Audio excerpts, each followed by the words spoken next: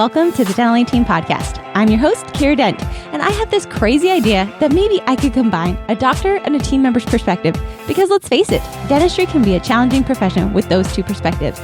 I've been a dental assistant, treatment coordinator, scheduler, biller, office manager, regional manager, practice owner, and I have a team of traveling consultants where we have traveled to over 165 different offices coaching teams. Yep, we don't just understand you, we are you. Our mission is to positively impact the world of dental, and I believe that this podcast is the greatest way I can help elevate teams, grow VIP experiences, reduce stress, and create A-teams. Welcome to the Dental Team Podcast. Hello, Dental Team listeners. This is Kiera, and you guys, I am excited because you have heard the famous Ashley Keith on the podcast with me many times. And guess what? We got to talking. We talked Dr. Bill into joining us today on the podcast. So you get all three of us on the podcast today. And it's even better because I'm literally flying out tomorrow to go see them in their office again. So talk about like a lot of Ashley, Bill in my life. I'm super, super excited. So welcome to the show, Ashley and Bill. How are you guys today? Thanks. I mean, what more could you ask for? I can't ask for That's a lot. What most people say is, I want more Ashley and Bill in my life. Yeah, I really do, though. I really do. It was so fun because you guys were just in Arizona. I saw you just a couple weeks ago on Ashley's birthday. And it's one of those things when clients become your real friends and you really do get excited to go see them. And not even buttering you up, I really just am so excited to come see you. Ashley, you're about to have a cute, adorable baby. You're the cutest little pregnant woman I've ever seen. So I'm just excited. Very true. It'll be so fun. So Dr. Bill, we don't get you very often. So let's dive right in today and let's talk about kind of the experience working together this last year, some of the things you've seen, and then also what we're looking forward to when I come in this week to your practice. So sure. Bill, have you take the lead on this one. Okay. I mean, I think that, well, first of all, the last couple years have been awesome. We're quickly coming up on the 2 years of having Ashley, and prior choice. To that, yeah, I mean, oh shit, yeah, trying to earn brownie points before the kid comes in. You're such a smart husband. In all seriousness, we didn't have a formal office manager before that, and so the change of having that has been absolutely huge.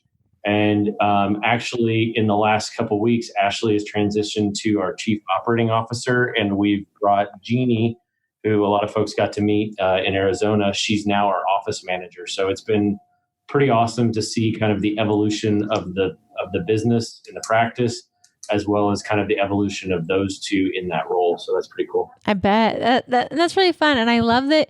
One thing I will say that you guys do incredibly well as an office is I feel you're very forward thinking. Like Ashley's going to be out on maternity leave. So most offices just plan to like hold on for dear life and hope that everything stays afloat. But you guys have proactive. Well, we're still doing that. Okay, great. So you're still like every other office. Fantastic. But you also are proactively thinking, okay, Ashley will move into this role, moving another person into the role Ashley was doing. And I love that you guys are very, very proactive in doing so. So kudos to you. I love that. And I do agree, Ashley, I think you have a very meticulous mind for making sure processes and systems follow through. And it's a much easier process as opposed to like a half scattered process moving forward. Pre-Ashley, we didn't really know what a process was. So I think that's largely my fault. Yeah. And so now implementing that, I've actually found that the team is calmer because they know what's expected of them and they know how to do what's expected of them, as opposed to just having unreasonable expectations that people are like, why is he upset that I didn't do this? I didn't even know I needed to do that. I agree. And I love that you said that because as a team, so often we're afraid as offices, if we hold them accountable, if we give us that system or a process, that the team's going to revolt and they'll be angry and upset. And what you just said is they're actually happier. They're more engaged. Their life is less stressful because they know what to expect. They know what to count on. And it's simply through systems and processes, which aren't always simple. I mean, it's hard to put those into place sometimes. And they're fluid too. I mean, we've got a lot of processes that we've changed midstream because a team member came to us and said, love the idea, but in reality, this doesn't work. So Agreed. And I think that it's great that you guys have an office that feels comfortable to come to you and to be able to work with you, and to share the ideas that they see as, hey, we can improve this, we can make this better. And you guys are very open to that. I think that's a very healthy, I don't want to say breeding ground, because it's not a breeding ground, but a very healthy ground, and to nurture and foster that type of team involvement with you. Well, and I think it's awesome to also, this is not a plug. Listeners out there, Kiera did not ask me to say this, but it's helpful to have somebody like you come in, and you're a third party that sees it from a third party perspective. And even if you say the things that we've been saying forever, that third party person saying it comes across differently. And there's things that you're able to say that we can't say. Mm-hmm. So I think that combination is super important. Well, thank you, Bill. I appreciate that and you're right. I've seen that even in my own business. And I think back to when I was a child and my mom would tell me things over and over and over again, and I wouldn't listen to her. And then I'd come home and I'd say, Mom, guess what Jalens told me at school today? Like, it was the best thing I've ever heard. And my mom literally gave me that look, and everyone knows the mom look of, are you kidding me? I've told you this for the last 10 years. Like, I'm glad Jalen's so smart, but I think you guys are really, really wise in bringing that third party in, saying things that sometimes you guys can't say. And we really do work in tandem with your team and with you to make sure we're getting your team to the level they want to be at. So, and I agree, I think that's my favorite part of my job, is coming into an office from a bird's eye view, very non-emotional, not connected to it, and being able to give feedback and ideas and instruction and help to help you guys grow to a level, because none of us can see ourselves objectively. A lot of times we know, it's so hard for me to even run my own traction meetings in my company because I can't objectively see my own business. I'm too far in it to be able to see what I really need. And I love to be able to do that for other businesses because I crave that in my own so much. So no, I totally. Yeah, of course. All right. So you guys are, we're coming along. We're getting ready to come in. So kind of walk us through what's happened since I was last there and what we're ramping up to do when I come in to your office this coming week. Well, so when you came the first time, we had just moved into our new office. Uh-huh. And we really kind of focused on the flow of the office and then the flow of the appointments. And I think we've really got a good thing going there. And now what we're trying to do is kind of bring up the leadership. Yes. And so we've got different team leaders. And so our big focus at this visit is, how do we take people who admittedly probably don't have a lot of leadership training, but maybe some leadership instincts, and trying to bring them into roles that they haven't been accustomed to, but our organization needs, and they are hopefully the right people for that spot. Totally. The leadership piece is huge. And it's fun to work with an office that's as advanced as you guys are. And it sounds silly, like, hey, high five, Kiera, you came into our office and you just fixed our flow. But it's crazy how much just that simple little change, that simple little shift will impact your practice so much. And Ashley has shared on other podcasts of working with the dental assistants. I shook them up and made them all cry, and I felt really bad about it. But what happened, really? I did and I didn't. I felt bad that I had people so stressed that they were crying. I didn't, because I knew that it would be so good for them after they got through that hard. And they're so much stronger now than they were. See? It's unbelievable. And you guys, props to you as leaders, though. You guys held them strong to that. Bill, I can't even imagine what you're like, oh, I've got to have whatever assistant comes my way today. That just feels stressful, just saying that out loud. But I'm glad that you guys held strong and that you saw good results from that. But now it is that time, so leadership teams, those are thrilling for me to put into place and to grow and to help, because this is the zone that creates freedom for doctors and office managers and team leads, is when you have a team of ownership minded people that can lead your army, lead your team, and do it so much better than you can do on your own. It's a magical, incredible experience to really rise a whole team to that. So I'm so excited. Ashley, what are you thinking about with this whole leadership training? What are you seeing from your angle that you're excited for or scared about coming in to grow your leadership team on this visit? Yeah, no, that's a great question. I think from our perspective, sometimes we forget, I have a business degree, and leadership was something that, or leadership/management is something that was very focused on in business school. And sometimes I think like what I've seen in our office and then also like some of the other office managers that I talk to is that people are in these roles like, you know, you've had this hygienist in your office who does really great hygiene work, and then you ask them to take on a leadership role, and they don't have any concept for what that means. You know, just the nuts and bolts of just technically how to manage like the HR side, and then the art of being a leader and communicating and pulling people together. I think it's just one of those things that we assume people know, and they have no idea. Like they've had no formal. Well, and so I went to business school and then I went to dental school, and I can promise you dental school does not have any of that training. So I'm going to speak to that. I think the other takeaway for the team members here is there's probably some of the team members out there that have more leadership training than their quote unquote leader in their office. And that can be an interesting dynamic. Totally. 100%. And I think it's interesting because you're right. Leadership was not taught in dental school. Leadership is this up and coming thing that so many people are talking about now. It's this whole new, like, hey, welcome to leadership. But what does that really mean? What does that involve? And how many offices just expect people to know skills or tools or even processes that they were never taught before? And if you don't take the time to grow them into it, it's kind of like the front office scheduler where we say, hey, here's like, just answer the phone. Everybody knows how to answer the phone. Everybody knows how to be a leader. Like, obviously you know how to do this, but really fostering that and giving them tools and teaching them how to have hard conversations, giving them some of that emotional intelligence knowledge that comes from it, I think is just, it's masterful. It's exciting. It grows people into a new version, but also you guys are doing it the right way of giving them tools and help to learn it, because it's not just something that people are just born with. And I mean, I've done years and years and years of emotional intelligence coaching and leadership training and development. I mean, being a word ninja, like who I was, gosh, even 4 or 5 years ago, I was so not polished or poised when it came to my speaking. Whereas now I feel like I'm much, much further along that path, but that came from years of coaching and learning from people that were much smarter than myself.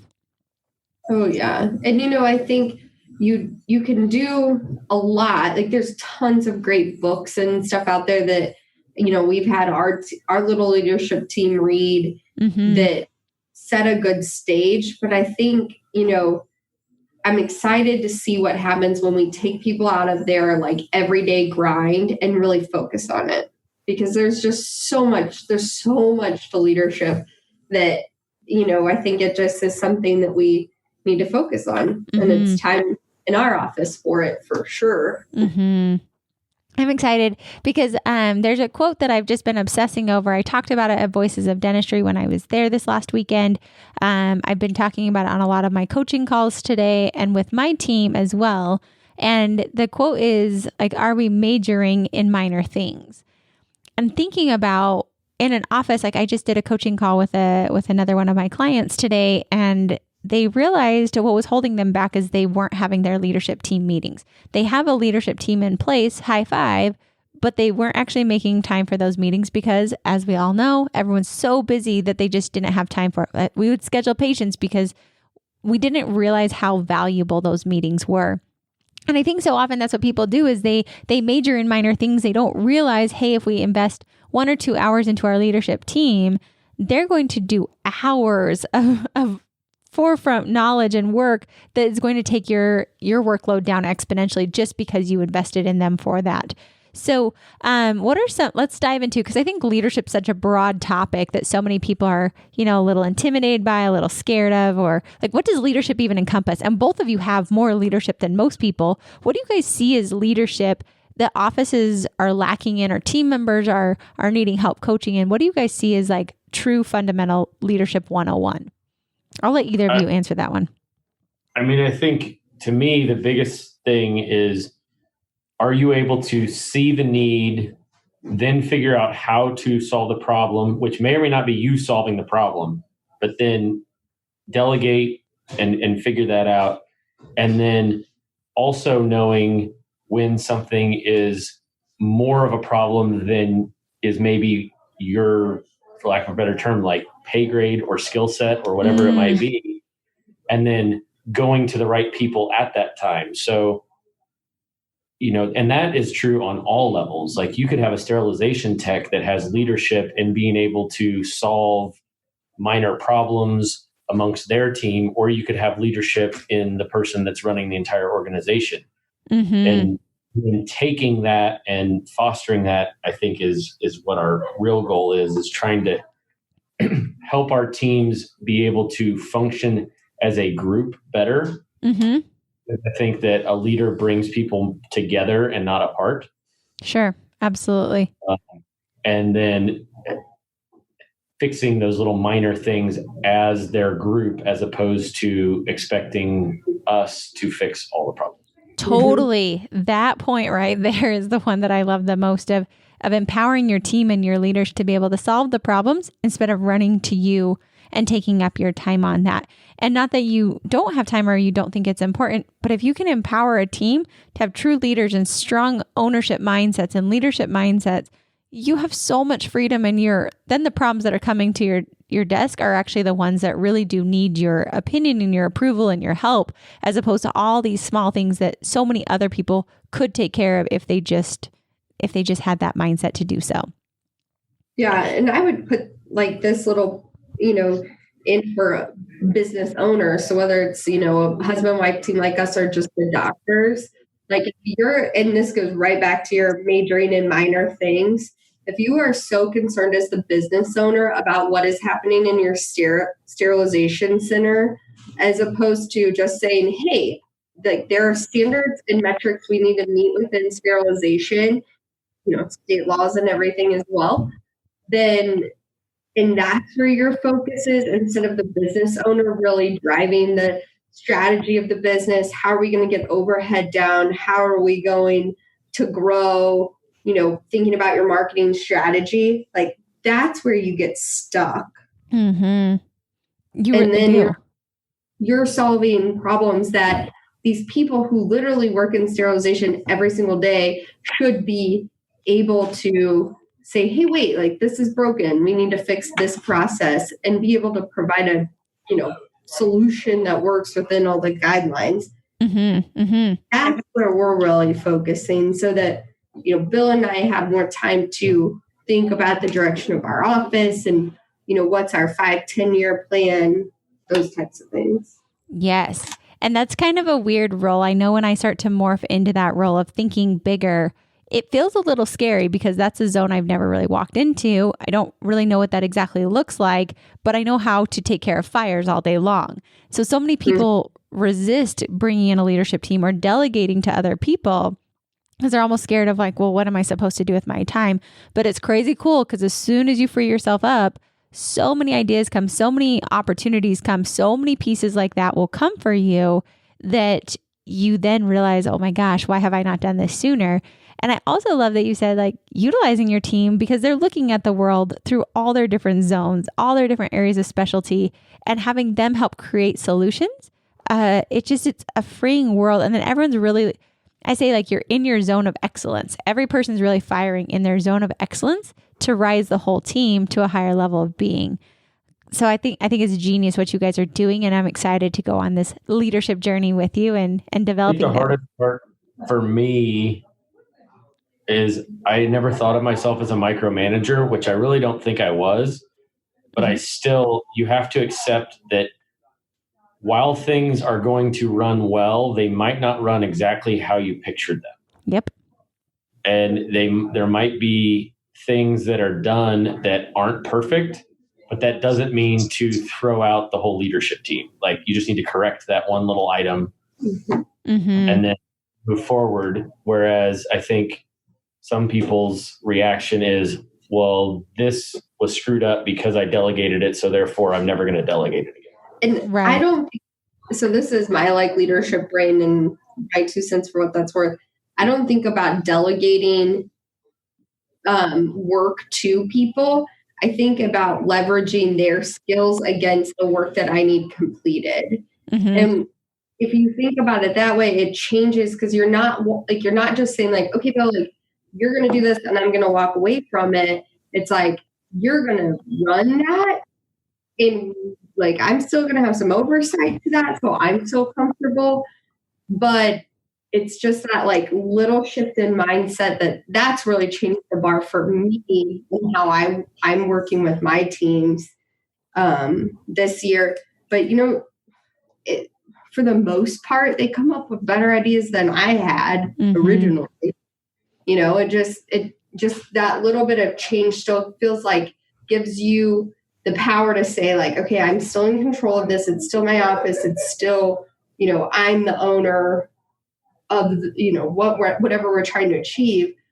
But then it gives you the freedom, and it gives the team the freedom to come up with, some really creative ideas. For sure.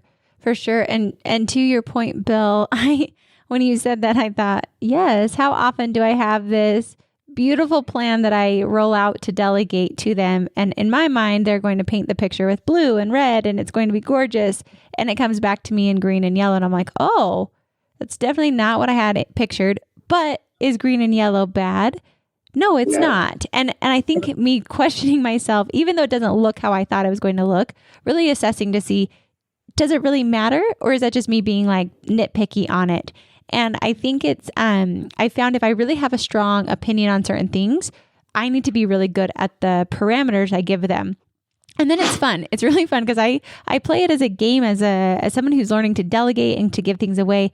As I always say, like, what's in my brain, I'm going to give instructions out to a team, delegate it out to them, and see what comes back to me to see how good my instructions are versus where I'm lacking in those instructions so I can become a better leader.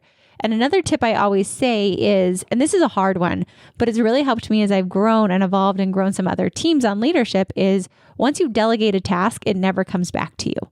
And that is hard because I want to take it back when people botch it or they don't do it the way I wanted. But I say, if you're going to delegate, you clearly found a need and a reason to delegate it. But then when it doesn't deliver the way you were thinking, no, you don't take it back on, because that's the simple fix that never allows you true freedom. It's figuring out, where did you go wrong as a leader and how can you fix that so the delegation can still occur? What are your guys' thoughts on that? Do you agree, disagree? That's Kiera Dent's mind over here, but what do you guys feel on your end? I mean, I feel like that's sort of what that's kind of what I'm trying to describe a little bit in, is that it's like leverage people and leverage the skills you have in your office against the tasks that you're trying to complete. Mm-hmm. And then it gives you, as you start down this process for offices that are setting up leadership teams or whatnot, it gives you enough control to not feel like, okay, I'm just like letting everything go. But also, like, it still gives your teams the freedom to come up with something. I think it's a good place to start, is how I would kind of look at that. And I think it is real hard to let go of things that, especially things that, if you've been running a practice with you and, 4 or 5 people and you're growing, like, that's a really hard place to start to have to let go of things. Right. You got to let it go in order to get to that next, the next milestone or the next level, if you will.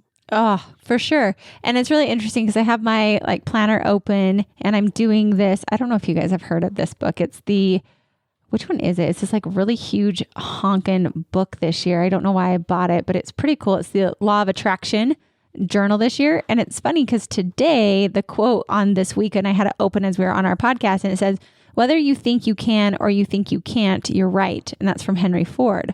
And so for you, of whether I think I can delegate this or whether I think I can't, or whether if I delegate, I can grow to the next level, or, if I delegate, it won't turn out. Whatever you choose to think, you're going to be accurate and right on that. But to your point, Ashley, I agree with you. If you truly want to get to that next level, if you truly do want to change and to grow yourself, you've got to let go, because that is where true freedom lies. So, but I mean, it's whether the pain's bad enough and whether you can see that this is truly where you want to go. You're right. Either way you think. But from those who are on the other side, letting go, delegating, and building that leadership team that's really strong, giving them the tools to have hard conversations, to know what's a major issue to come to you, and growing them as these leaders is the true way to the most productive, happiest, and successful practice, in my opinion. Oh, definitely. And I think one of the things that Bill and I where we really work as leaders is to say like, okay, we need, we're working on standardizing our hygiene rooms. So I said, okay, guys, like, here's the 2 things that are really important to Bill and I. Like, we got to get our overhead costs down. So, we're really working on inventory control. And it's important to me that these rooms are set up so that you guys are the most efficient with your time during your hygiene appointments. Mm-hmm. Outside of that, I don't really care what, where your cotton rolls go and your floss goes. But those 2 things are really important to Bill and I. And then we let a project team kind of run with it just to see where they, go and what they come up with. And I think, for doctors or team members that are listening that are learning how to delegate, like, if you can really put your mind to like, hey, what's really important to me, and then let the team roll from there, I think is a good tip. Mm-hmm. Mm-hmm. I definitely agree. And I love that you guys are doing this and you're growing this and you're realizing how to delegate, because I think that I truly do think when you can have a leadership team and you can let go of some of that control, that is a true sign of freedom and mastery, in my opinion, because you're empowering these other people to take on and to do things that were on your shoulders to allow you to morph into a different role yourselves. So good job to you guys. As we wrap this podcast up, what would be, and I want to do a 1 or 2 takeaway from both of you.